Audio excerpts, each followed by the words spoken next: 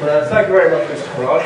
And I would now like some very good contributions from the audience on the issue of should Britain leave the EU. This will hopefully last for a good hour, and I may remind the audience to make the points very clear, concise, and to give fair time allotments for individuals who speak.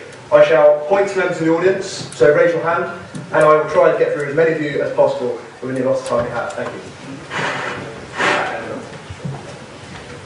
Mr Farage, you've repeatedly stated on behalf of your party, you even included it in your 2010 election manifesto, that Britain should, and I quote, withdraw from the EU superstate. Thank you. That is your view, and whilst I may not agree with it, it is one which under normal circumstances would be entitled to respect. But whilst you openly suggest removing Britain from the EU, you and your UKIP colleagues appear to dismiss your Euroscepticism when it comes to lining your pockets with the £86,000 a year you earn from your roles as MEPs. I wonder if the thought of Britain leaving the EU would look quite so rosy once you're out of a job. In 2010, you attacked the newly elected President of the EU, Herman Van Rompuy, claiming he looked like a low-grade bank clerk with the charisma of a damp rat. Well, it certainly sounds like that, yeah. At the time, many people began to see you as the partial character that you are, but due to the fact that you, a smug, arrogant hypocrite, made these comments, means that they are incredibly rich. Finally, Mr Farage, I ask you, as the self-proclaimed voice of the British people and the king of Euroscepticism, should the government accept your advice and leave the EU, how would you recommend that they replace the 600,000 jobs which the EU has created for Brits since 1992?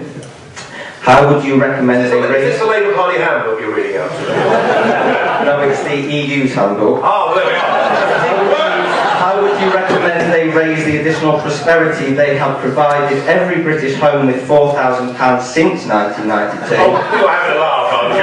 And how would you recommend they replace the £7 billion which the EU has provided to improve the private areas of Britain? And most importantly, how would you intend on earning a living?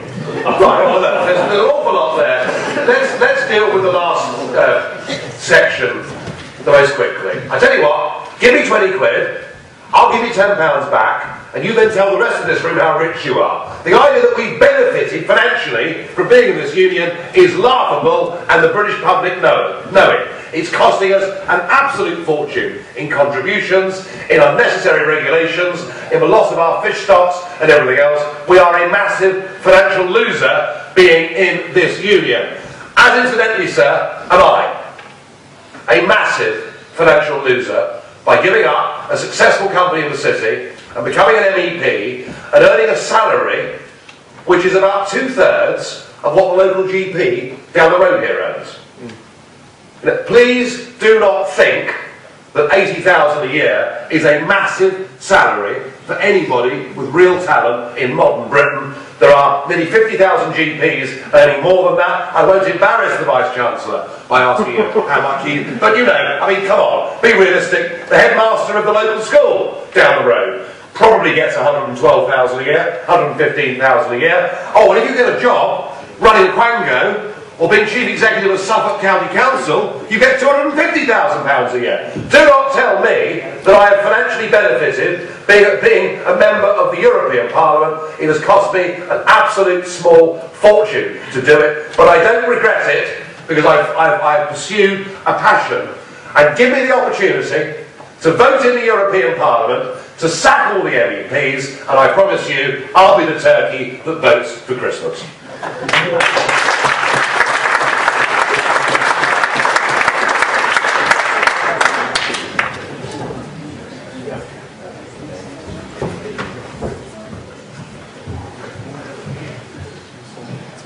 Hello.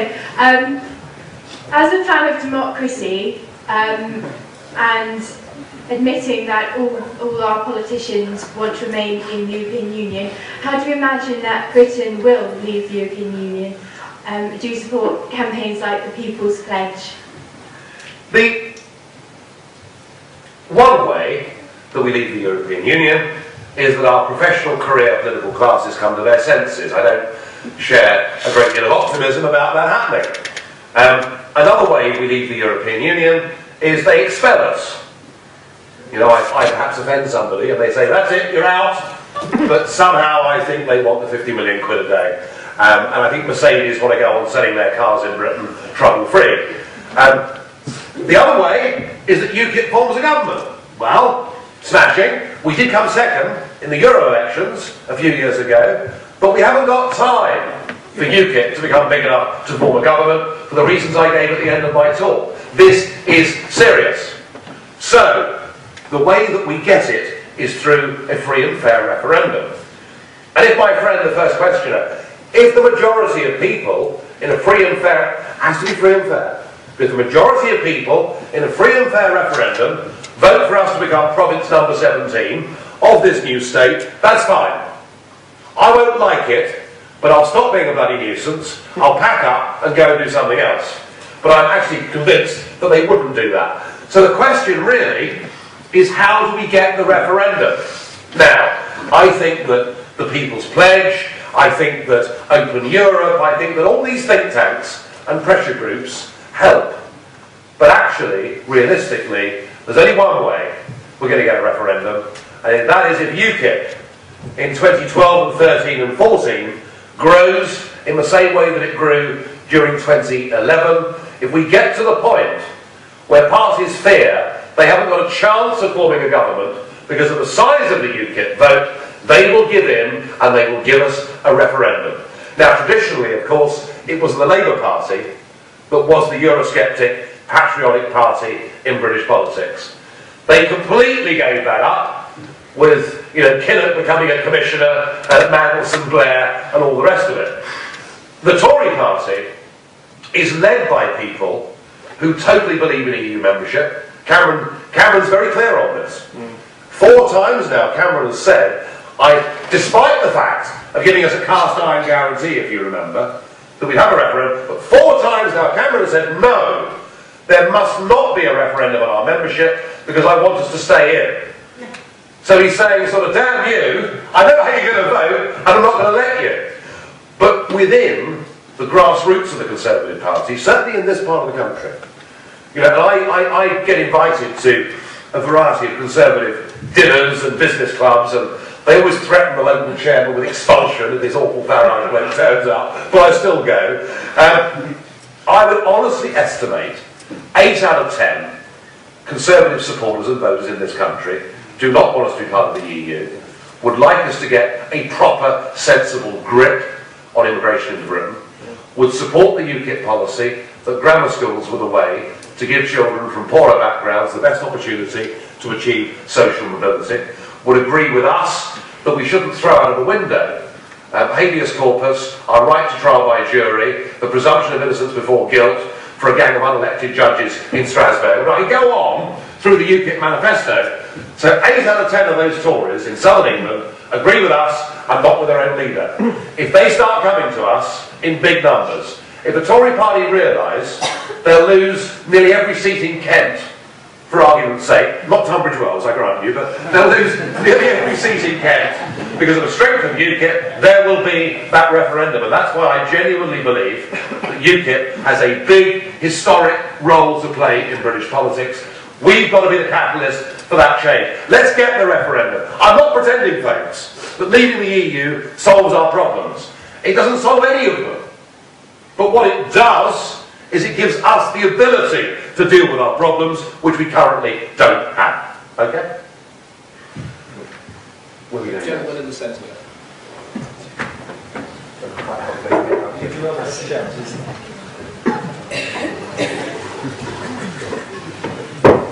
Good evening, Nigel. Good evening. It's a very civilised start. Why did that? My mother brought me up very well. 2-part question for you. Yeah. Firstly, is it true that the EU paid our government to close down a steel plant in the northeast somewhere? And secondly, which is more likely, Daniel Hannan joining UKIP or Daniel Hannan actually getting a Westminster seat and trying to wrest control of the Tory party? Okay. Firstly, the steelworks. Right. It has been decided that CO2 emissions are leading to terrifying rates of global warming, and therefore what we have to do is to stop people producing CO2 and all will be well. I have absolutely no idea whether that theory is correct or not. No idea at all. And actually, if you speak to scientists, they're completely split on the issue too. But in a desperate bid to be popular, when green issues were very much in the ascendancy 10 or 15 years ago, the EU decided we'd have a whole series of targets to reduce CO2 and to increase the amount of renewables that contribute to our electricity supply. So two things have happened. Firstly, the wind farms, which I touched on, which I think are the greatest stupidity I've ever seen in my life. They don't work. Did you notice this morning how cold it was? How much wind was there? None. None. The Germans went down this road. They built 22,000 wind turbines, onshore predominantly. And last winter, when we had that big cold winter, a great big anticyclone sat over the North Sea for week after week after week with record low temperatures, record high demand for electricity and zero production from the wind farms. And the Germans this year have just built 6 new coal-fired power stations to back up the wind turbines in case we get a cold winter. Meaning that the net effect of all of this is actually increased CO2 emissions, not decreased CO2 emissions. And who makes money out of the wind farms? I'll tell you. People like Sir Reginald Sheffield, David Cameron's father-in-law, who gets 350 grand a year for having these monstrosities on his land in Lincolnshire. People like Nick Clegg's wife, who was a director of the biggest Spanish wind farm company. Who are the losers? The pensioners living in this street. Because of every electricity bill in this country, we put 15% on to subsidise the rich people who put this stuff on their land. It represents one of the greatest transfers of money from poor to rich people that we've simply ever seen. Another part of the equation was the whole business of carbon credits. Now, it is a complex thing that has become a financial instrument. But when Chorus closed, Chorus was a steel plant in Redcar. Chorus closed, in fact, year before last, I think it was now, end of 10. Chorus closed down, making 1,500 people in Redcar unemployed, which is pretty serious in a relatively depressed northeast town. For closing down the plant, Chorus were given £300 million worth of carbon credits. Have you done well? You've reduced your CO2 emissions, here's 300 million quid. So they give them in the form of bonds, which they can then sell onto the market. The next week, Chorus announced that they were reopening that lost capacity in India. So the net effect on CO2 emissions is zero, and what we, the British taxpayer, have done to meet our European obligations is actually to pay to deindustrialise this country. It is completely mad. I am not against sensible environmental policies. Indeed, I voted Green back in 1989, and I'm a member of all sorts of sustainable farming trusts. I do care about the environment, but the obsession with CO2 has led to a mess. Now, your last question. Look, Dan Hannan, for those that don't know Dan is a Tory MEP for this part of the world. Very bright fella. Agrees politically with nearly all of the things that UKIP do. I said to Dan last week in the lift in Strasbourg, I said, Dan, either you're in the wrong party, or I'm in the wrong party, or we're both in the wrong party. I don't know. But at some point in time, I think these issues are so fundamental that we may well see a realignment of British politics. And I think, given the 3 tired old parties now virtually represent the same thing, if there was a fresh force in British politics motivated by patriotism but without any dislike of anybody else, motivated by the idea that government is too big and that our liberties have been taken away from us, I reckon it would do very well indeed. Okay? Gentlemen there.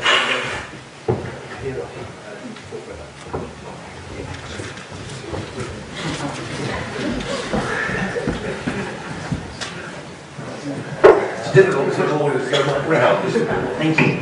As someone that comes from Plymouth, very near Cornwall, Yep. that sees how Cornwall could not sustain its future in overfishing in Cornwall. It sees there's simply only a limited amount of fish stock. That saw the European investment into things as big as the Eden project. That saw high streets flourish because of the investment of Europe. That, yes, we may only get 50, whatever percentage of the money that we give to Europe back, but the add-on effects that come from what the money that Europe comes vastly overpays the amount that we give them. I see the benefit that the European Union does to this country, to the most deprived people in the most deprived areas, and gives us a sustainable future when we've got America and China and India, the BRIC countries growing. We need the EU to survive as a country. We do not need your lunacy policies. Well, their propaganda has worked on you jolly well, hasn't it? Because what they do... My eyes have worked. Well, okay, let's talk about Cornwall, son, shall we? Let's talk about Cornwall. I had dinner last night with the owner of Trago Mills, who, as you know, are the biggest company based in Cornwall, with those huge out-of-town shopping stores in Lisgar. Don't shake your head. In Lisgar and Falmouth. So Bruce employs 1,000 people in Cornwall, which in Cornish terms is big stuff. Cornwall is, of course, as you know, an island, surrounded by the sea and with the Tamar, this huge division of the Tamar. What has happened to the Cornish fishing industry is nothing short of a total and absolute tragedy. And if the spin of these people, who have put together one of the worst man-made ecological disasters in the world, if their spin has got through to you, I'm sad. What has happened is this.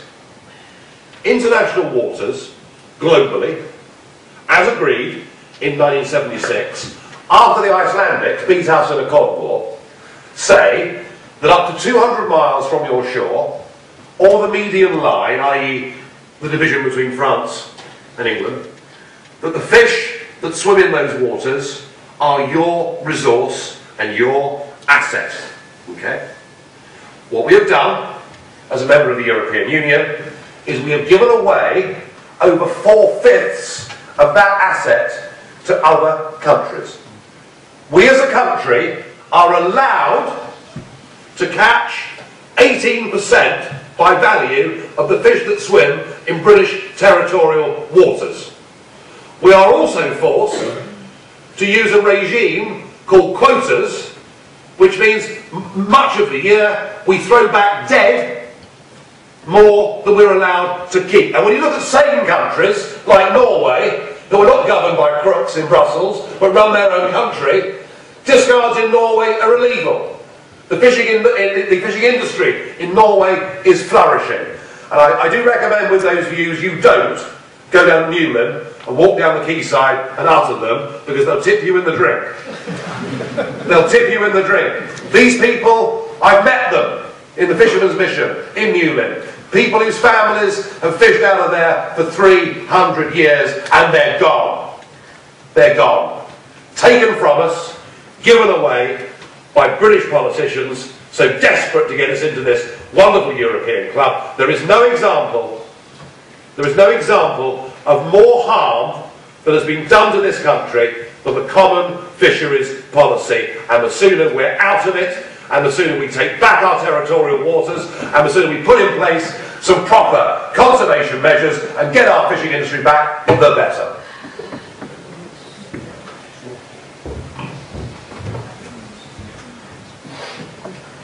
Hello Nigel. I wasn't expecting to agree with anything you said this evening, and I've been surprised actually. I do agree with you with fish discards. I completely disagree with you on wind turbines. Wind turbines are good. They're the business and will stop carbon emissions.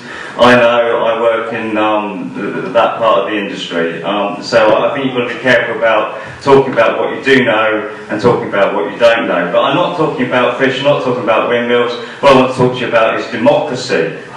As a Marxist, we ain't got democracy in this country, we never have had. We haven't got democracy in Europe, we never have had. what makes you think it's any different if we come out of Europe? We still haven't got democracy. They still demonstrate on the streets of London against student tuition fees and still are completely ignored. It's no wonder that 60% of 18 to 30-year-olds don't vote. They're not going to vote if we come out of Europe. They're not going to vote if we stay in Europe.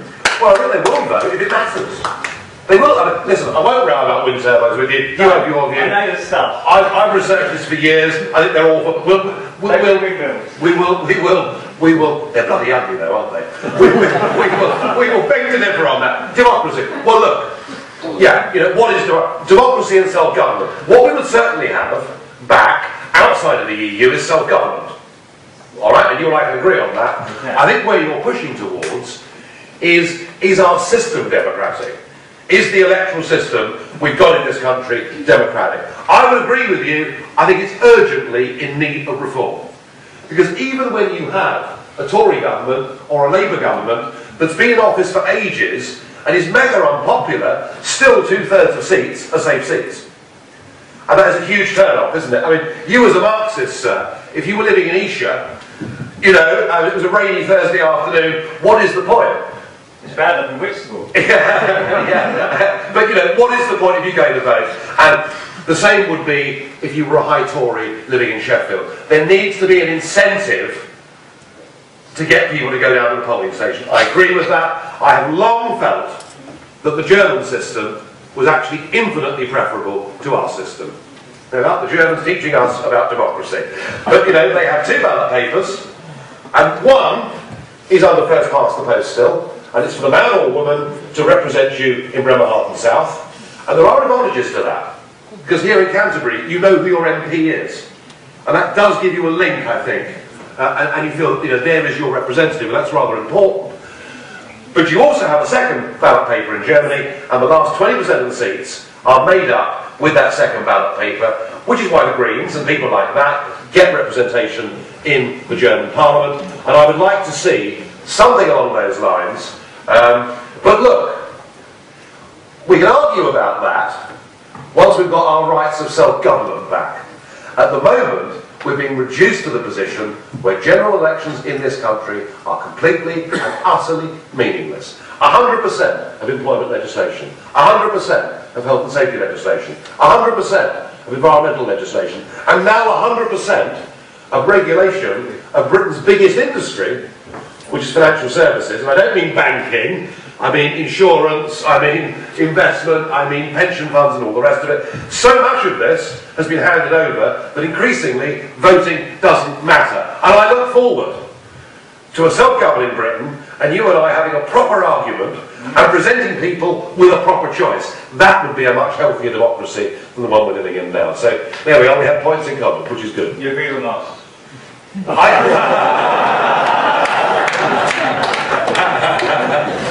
You're after Dimpleby's job, aren't you? You're trying to put words in. Listen, I did, when I mentioned Marx earlier, say that he was well-intentioned.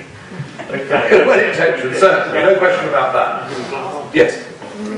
Good evening, Mr. Farage. I'm from the Czech Republic, and in England I learned that many people don't like you for whatever reason. But I want to say that in the Eastern countries you are very popular, yes, because you represent the voice of us, and there are much more people than here who think that it is necessary what you say in the European Parliament. So I would like to thank you that you're one of the few who say those unelected people like Rompuy and Barroso who would like to rule the Europe, that you say them what we think, the people. And my question is, if you and your party are willing to cooperate with our parties from the Eastern Europe, for example with European Conservative and Reformist Party, you know, and despite they aren't totally against the European Union, but still they share many of your values and thoughts. So because we aren't too strong and our voice is not very strong, as we can see, for example, French President Sarkozy, who's, yeah, you know what he says about us, he makes fun of us, so we're like nobody for them. So you're English, your voice is stronger. So if you are willing to cooperate with them and help move Europe from a strong federal state. Thank you. It's a mystery to me how countries like yours that were imprisoned behind the Berlin Wall in the Iron Curtain, who went through those decades of failing economics and misery, or with almost no liberty, in a society where children reported on parents, horrible, horrible, horrible. And the Berlin Wall came down.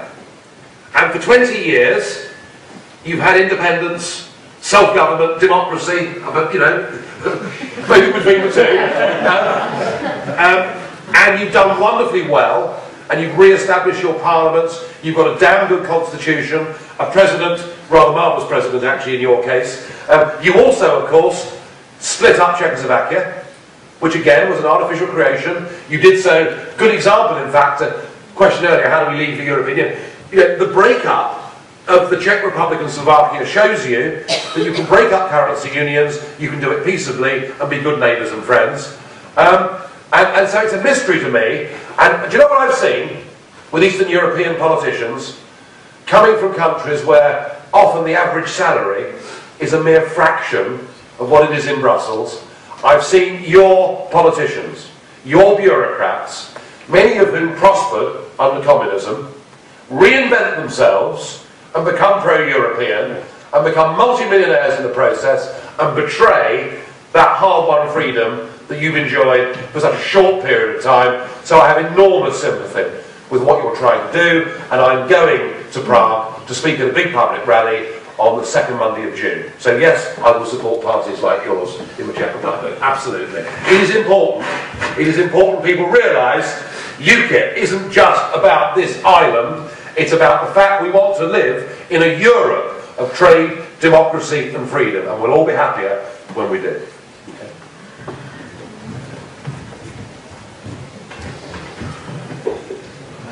Should UK independence include Scottish independence? Well, good question. I have to say, I used to take the old-fashioned view, the old-fashioned unionist view, that we must keep as much power in London as we possibly can, and we mustn't allow the Celtic Fringe to have any more autonomy over their own lives and over their own affairs. And I realised just how ridiculously wrong I was in thinking that. I've now come to the view that if we listened to old man Gladstone in 1886 and we'd given the Irish home rule, we wouldn't have had the IRA.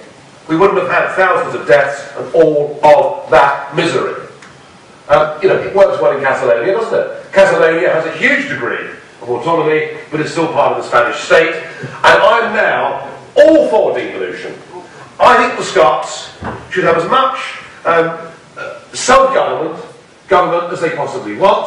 I'd actually rather like to see Alex Salmond in charge of the Scottish budget, actually having to raise and spend his own money. I think the realities of the SNP would be rather different in those circumstances. So I believe that the English have been left out of all of this. The English deserve an identity and deserve a voice and deserve their own parliament. I want a new federal structure, the F word from me. I want a new federal structure for the United Kingdom that I think better reflects the mood of those nations. I don't want to see the United Kingdom break up, but I think if we try, and Miliband, Cameron and Clegg are trying, if we try to keep holding on to as much as we can, that may well force separation. I think accepting that people have, you know, their own identities within a bigger picture is the right way to go. And I think actually it's what's going to happen anyway. I think the genie's out of the bottle. I don't think Blair knew actually what he was doing. He thought that by giving a little bit of power he would kill the argument off, but no, they want more power, and you can't blame them really. So yeah, Alex Salmond in charge of raising and spending taxes in Scotland would be enormous fun, believe me. Okay.